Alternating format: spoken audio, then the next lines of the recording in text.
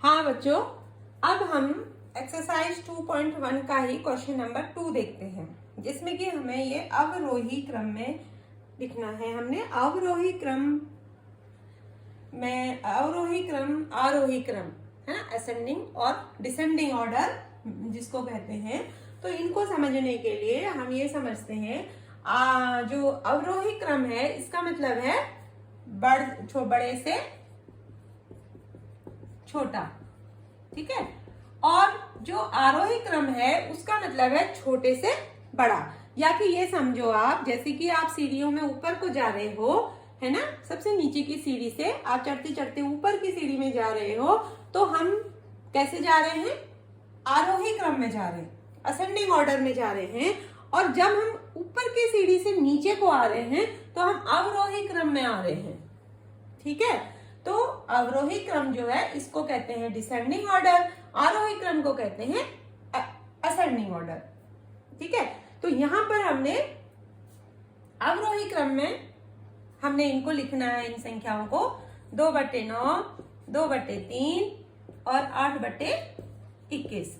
अब यहाँ हमें सबसे पहले देखो, हमें कौन सी संख्या बड़ी है, कौन सी संख्या छोटी, कौन सी भिन्न बड़ी है, कौन सी भिन्न छोटी है, ये जानने के लिए हमको क्या करना होगा? पहले इनके हरों को समान करना होगा। जब तक इनके हर समान नहीं होते हैं, हम ये नहीं कह सकते कौन सी भिन्न बड़ी है, कौन सी भिन्न छोटी है। तो हरों को समान करने के लिए हमने पहले क्वेश्चन में देखा है कि क्या करते हैं, हरों का लसप निकालते हैं। तो यहाँ पर हम इनका लसप निकाल लेंगे। 9, 3 और 21 का हमने क्या निकालना है? लसप निकालना है। तो लसप निकालने के लिए हम क्या करेंगे?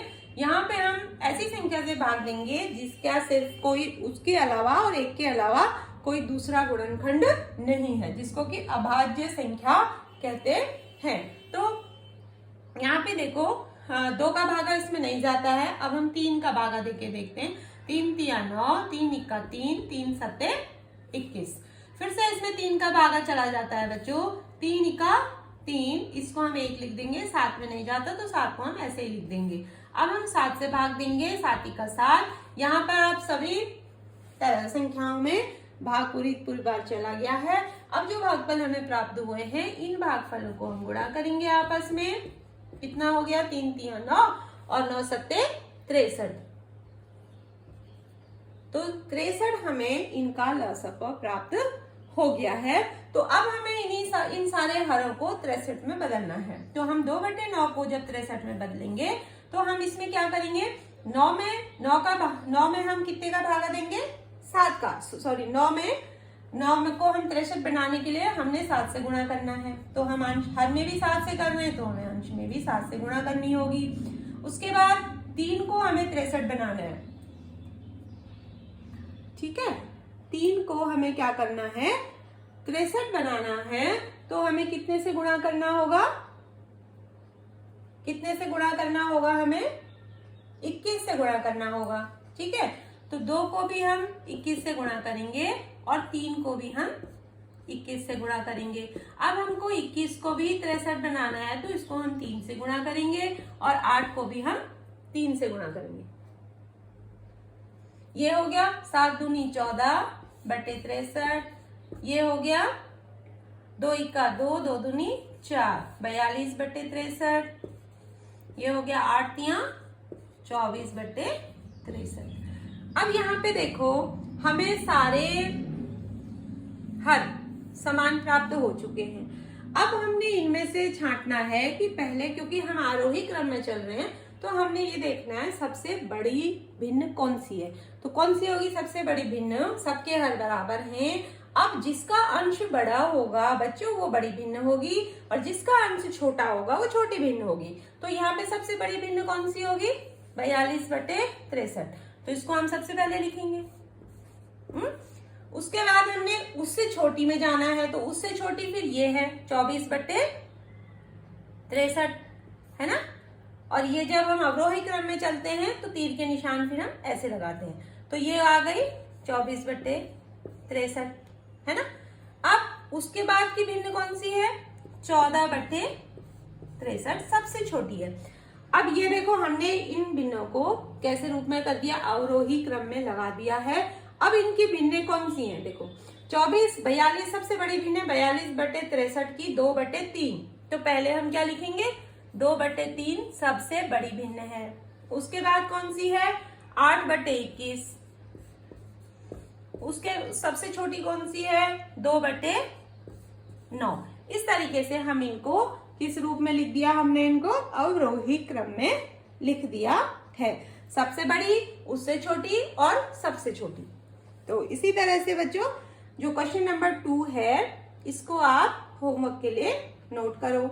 अगर किसी के पास किताब नहीं है बच्चों तो मैं यहाँ पे क्वेश्चन नंबर 2 आपको लिख के दे देती हूँ। यहाँ पे मैंने लिख दिया है इसी का क्वेश्चन नंबर 2 का सेकंड पार्ट जो है वो है 1/5, 3/7 और 7/10। ठीक है, अभी बहुत से बच्चों के पास किताबें नहीं होंगी, इसलिए मैं क्या करूंगी, जब चैप्टर मेरा ये पूरा हो जाएगा तो मैं इस प्रश्नावली 2.1 की फोटो भी ग्रुप में सेंड कर दूंगी। ठीक है, तो आगे देखो बच्चों क्वेश्चन नंबर 4। क्वेश्चन नंबर 4 है, एक आयताकार कागज की लंबाई 12.5 सही 1/2 सेमी और चौड़ाई 10 सही 2/3 सेंटीमीटर है। कागज का परिमाप ज्ञात करना है। तो देखो यहाँ पे कागज कैसा है बच्चों, आयताकार। कैसा कागज है, आयताकार कागज है हमारे पास, जिसकी लंबाई हमें दी है कितनी, लंबाई हमें दी है 12 सही 1/2 और चौड़ाई हमें दी है 10 सही 1/2। ठीक है, ये लंबाई। अब आयत के बारे में जैसा आप जानते हैं कि आयत ऐसी आकृति होती है जिसके आमने सामने की भुजाएं बराबर होती हैं और यहाँ पे हमने आयत का परिमाप ज्ञात करना है। परिमाप भी आप एक बार हम रिवाइज करा देते। क्या है परिमाप, किसी भी आकृति की जो बाहरी लंबाई होती है उसको परिमाप कहते हैं। जैसे कि इस आकृति में बाहरी लंबाई क्या है, इसमें 2 लंबाइयां हैं, 2 चौड़ाइयां हैं, तो हम इन 2 लंबाइयों को और 2 चौड़ाइयों को जोड़ेंगे तो इसका परिमाप आ जाएगा। ठीक है बच्चों, तो इसके लिए परिमाप निकालने के लिए एक सूत्र है, आयत का परिमाप बराबर होता है 2 गुणा लंबाई धन चौड़ाई। ठीक है, 2 क्यों गुणा कर दिया कि लंबाई और चौड़ाई को हम जोड़ रहे हैं। 2 से क्यों गुणा हुआ है ये आप समझ रहे हो, क्योंकि इसमें 2 लंबाइयां हैं और 2 चौड़ाइयां हैं जो कि बराबर हैं। ठीक है, वैसे इसको कैसे हो जाएगा, ये चारों भुजाओं का योग। परिमाप का मतलब है जितनी भी भुजाएं हैं उन सबका योग। तो जैसे इसमें 2 लंबाई है, लंबाई धन चौड़ाई धन चौड़ाई, है ना, ये करना था हमको। अब यहाँ पे लंबाई और लंबाई दोनों क्या है, कॉमन है, तो इस लंबाई को हमने बाहर निकाल दिया, है ना। और यहाँ पर 2 लंबाइयां हैं, देखो 2 लंबाई 2 चौड़ाई, तो 2 हमने कॉमन ले लिया और यहाँ पे हमने 1 लंबाई धन चौड़ाई को हमने लिख दिया। ठीक है, तो इस तरीके से हमें ये सूत्र परिमाप के लिए हमें ये प्राप्त हो गया। अब यहाँ पे हम देखो इसको हल करेंगे, 2 तो कॉमन है, बाहर रहेगा, ये हो गया 12 सही 1/2 धन 10 सही 1/2।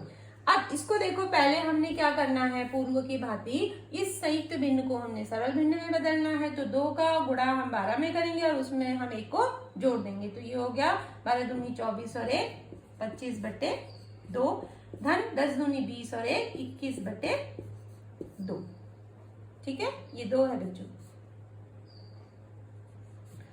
अब यहाँ पे एक चीज आपको समझ में अच्छे से आ रही है, दोनों की हर समान है, हमने लॉस कुछ नहीं करना है आगे, हमने इनको जोड़ देना है।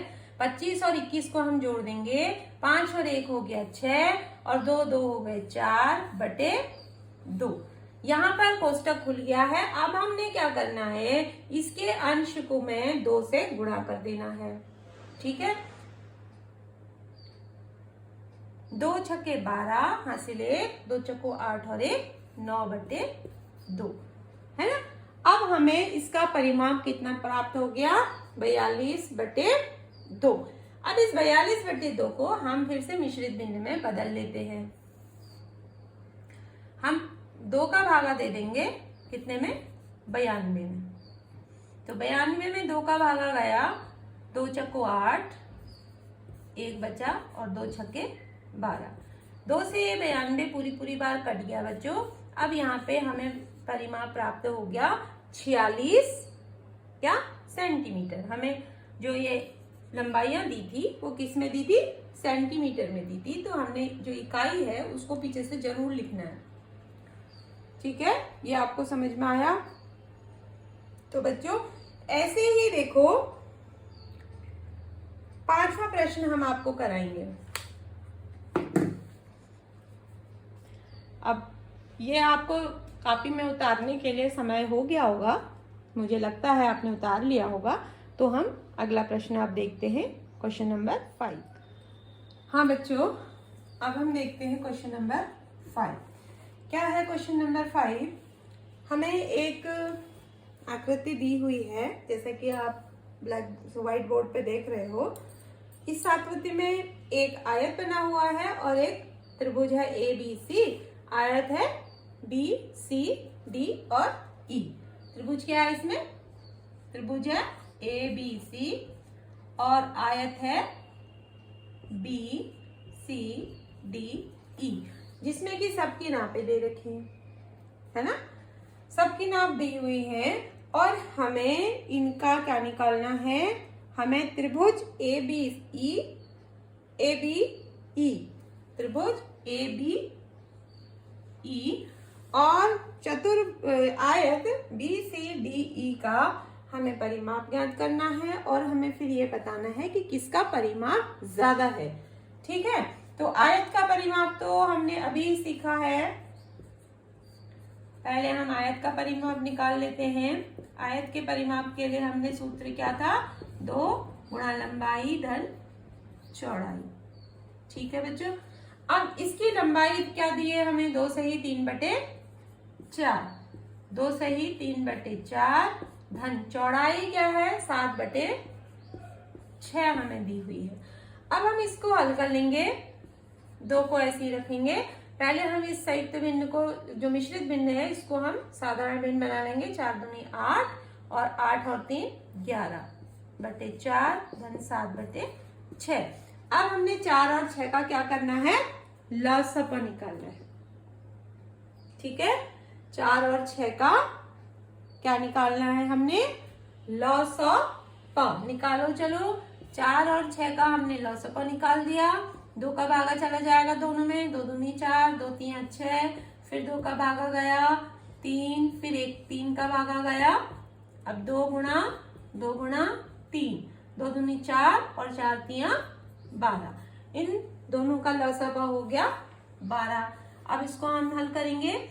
हमें 11/4 को हमने 12 बनाना है, तो हमें 3 से गुणा करना होगा। इसलिए हमने 11 को 3 से गुणा किया, 11 3 33, और हमने 4 को 3 से गुणा किया, 4 3 12 धन 6 को 12 बनाने के लिए हमें 2 से गुणा करना है, इसलिए 7 दूनी 14/12।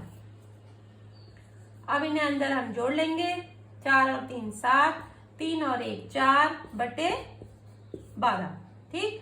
अब हमने क्या करना है? 2 से इसको गुणा कर देना है, या कि यहाँ पर हम कोष्टक नहा भी लगाएं तो भी हम इसको 2 गुणा 47/12 करेंगे। हम इसे गुणा, ये हो गया 2 7 14 हासिल 1, 2 चक्को 8 और 1 9/12। कितना? 94/12। अब देखो यहाँ पे हम 94/12 को हम क्या करेंगे? संयुक्त भिन्न में बदल लेंगे, ठीक है। किस में बदल लेंगे? संयुक्त भिन्न में, या इसको ऐसे भी रहने दें, कोई फर्क नहीं पड़ता। अब हम यहाँ पे त्रिभुज का परिमाप निकालेंगे। त्रिभुज का परिमाप, त्रिभुज का परिमाप भी क्या होगा? तीनों भुजाओं का योग। तीनों भुजाएं कौन सी हैं? A B plus B E plus A, ठीक है ना। इनको हम जोड़ेंगे तो हमारे पास त्रिभुज का परिमाप प्राप्त हो जाएगा। तो इतना आपने उतार लिया होगा बच्चों। मैं क्या करती हूँ, इसको मिटा देती हूँ, ठीक है, क्योंकि हमें त्रिभुज का परिमाप भी देखना है। और आयत का परिमाप हमें प्राप्त हुआ है 94/12। क्या प्राप्त हुआ है?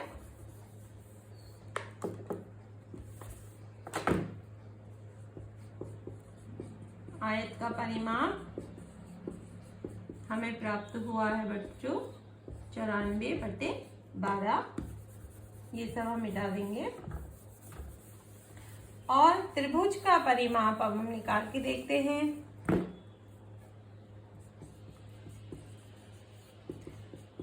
जैसे कि अभी मैंने बताया कि किसी भी आकृति का परिमाप वो आकृति जितनी भी भुजाओं से बनी हुई है उसका योग होता है। तो त्रिभुज 3 भुजाओं से बनी आकृति है, इसलिए यहाँ पर त्रिभुज की तीनों भुजाओं का हम योग करेंगे। तीनों भुजाएं कौन सी है? ए बी धन बीई धन ए, ठीक है। तीनों भुजाओं की माप हमें दी है। ए बी हमें दिया है 5/2, बीई हमें दिया है 2 सही 3/4 और ए हमें दी है 3 सही 3/5। अब जैसा कि हमने संयुक्त भिन्नों को, मिश्रित भिन्नों को पहले हम साधारण में बदलेंगे। 2 4 दूनी 8 और 8 3 11/4 धन 5 3 15 15 और 3 16, सॉरी 5 3 15 15 और 3 18/5। यह हमने दोनों मिश्रित भिन्नों को साधारण भिन्न में बदल दिया है। और अब यहाँ पर हमने इनके हरों को समान करना है, क्योंकि हमें ये जोड़ना है तो हमें इनके हरों का लसापा निकालना पड़ेगा। यहाँ पर देख के इन हरों का लसापा 20 हमें प्राप्त होगा। अब हमें इस 5 को हमने क्या बनाना है, इस 2 को हमने 10 बनाना है। तो हमें क्या करेंगे, 20 हमें इसका लसापा प्राप्त हो गया है। 2 को 10 20 बनाने के लिए हमने 10 से गुणा किया था, तो ये हो गया 5 धन 50 धन। 4 को 20 बनाने के लिए हमने 5 से गुणा किया था, इसलिए 11 पंजे 55। और इस 5 को 20 बनाने के लिए हमने 4 से गुणा किया था, इसलिए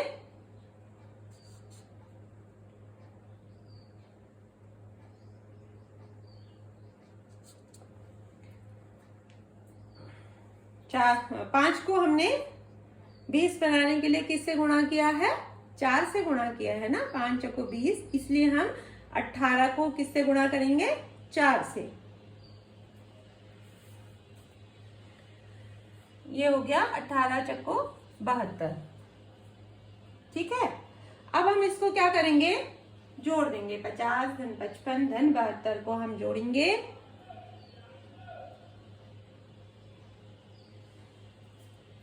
कितना हो गया? 2 और 5 हो गए 7, 7 और 5 12, 12 और 5 17/20, ठीक है। अब यहाँ पे हमसे ये पूछा गया, अब त्रिभुज का परिमाप कितना आ गया? 177/20। और आयत का परिमाप कितना आया था? 94/12। कितना आया था? 94/12। तो यहाँ पे हमसे ये भी पूछा गया है बच्चों कि दोनों आकृतियों में से ज्यादा परिमाप किसका होगा, ठीक है ना। तो ज्यादा परिमाप किसका होगा, इसके लिए हमें क्या करना होगा कि इन दोनों के 94/12 और 177/20 को हमने क्या करना है, इसको हमने हरों को बराबर करना है पहले, और फिर हमने ये देखना है कि कौन सा परिमाप ज्यादा है और कौन सा परिमाप कम है, ठीक है। इसके लिए हमें इनका फिर से लसापा निकालना पड़ेगा, और लसापा निकालने के बाद जिस संख्या का भिन्न बड़ा होगा, जिस भिन्न की का अंश बड़ा होगा उस आकृति का परिमाप जो है वो बड़ा होगा। ठीक है, अब हम इसको निकाल के देखें। यहाँ पे 12 और 20 का लसपा कितना हो जाएगा? 12 और 20 का लसपा देखो,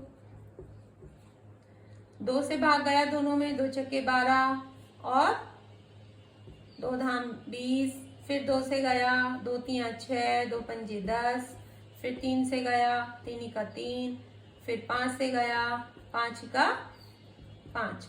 तो क्या प्राप्त हुआ हमें? इनको गुणनफलों को हम क्या करेंगे? गुणा कर देंगे। 2 दूनी 4, 4 तिया 12 और 12 पंजे 60। तो हमें यहाँ पर इन दोनों का लसपा कितना प्राप्त हो गया? 60 प्राप्त हो गया। ठीक है, हमने ये 60 बना दिए। इसको मैं मिटा देती हूँ क्योंकि ये आप रफ में करोगे इसको।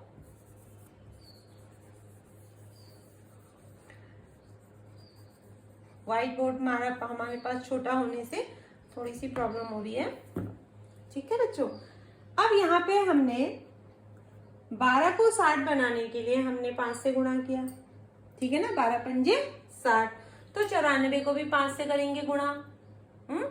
तो 5 चौको 20, हासिल 2, 5 नमा 45 और 2 47।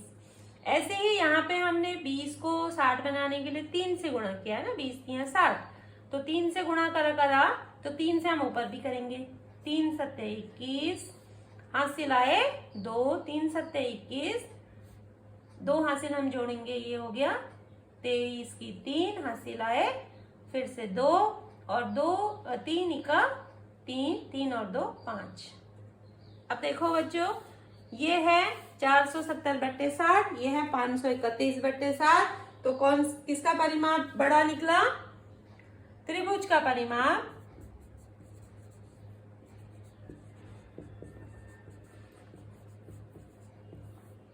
ज्यादा है ना, बड़ा है या अधिक है। ठीक है,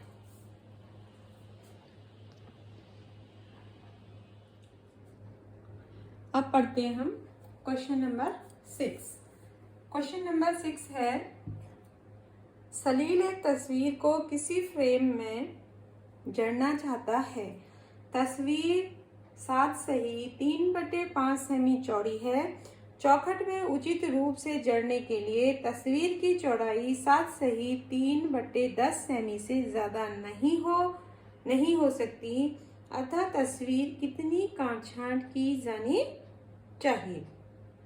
ठीक है, तो क्या है कि सलील के पास एक पेंटिंग है जहां पर पेंटिंग की जो चौड़ाई है, जो तस्वीर की चौड़ाई है,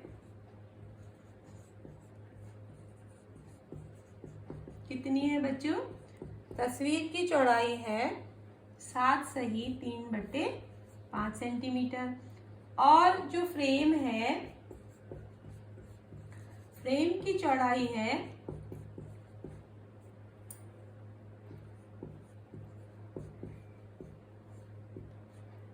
7 सही 3/10 सेंटीमीटर।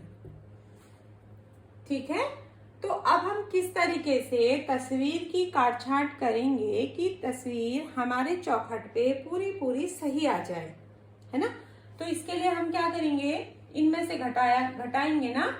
तो इसके लिए हमें क्या करना होगा, 7 सही 3/5 ऋण 7 सही 3/10 को घटाएंगे। ठीक है, अब यहाँ पे घटाने के लिए आप देखो दोनों के पूर्णांक क्या है, 7 और 7, मतलब पूर्ण जो सेंटीमीटर है वो दोनों के बराबर है। ठीक है, अब ये दोनों बराबर हैं तो इनको हम हटा देंगे। 7 और 7 हट गए, 0 हो गया। अब हमें किसमें से किसको घटाना है, जो बचा हिस्सा है, जो 7 से ऊपर का हिस्सा जो बचा है 8वें का, जिसमें कि 3/5 और 3/10 है ना, इनको हम घटा लेंगे। इनको घटाने के लिए हमें इनके हर समान करने पड़ेंगे। जैसा कि आप देख रहे हो, लॉसपा इनका 10 आएगा। ठीक है, 10 इनका लॉसपा आ गया। 5 को हमने 10 बनाने के लिए 2 से गुणा किया है, तो 3 को हम भी 2 से गुणा करेंगे। ये हो जाएगा 3 दूनी 6 ऋण 3 बराबर 6 में से 3 गए, 3/10 सेंटीमीटर जो है फ्रेम को कम करना पड़ेगा। 3/10 सेंटीमीटर जो तस्वीर की चौड़ाई है वो अगर हम कम कर देंगे तो फ्रेम जो है वो पूरी जो तस्वीर है वो फ्रेम में अच्छे से आ जाएगी। ठीक है बच्चों, अब 7 और 8 प्रश्न जो हैं आप इनको कोशिश करोगे कि कितना आपको समझ में आया। तो इस तरीके से अब हमारा प्रश्नावली 2.1 पूरी हो गई है। अब नेक्स्ट हम करेंगे 2.2।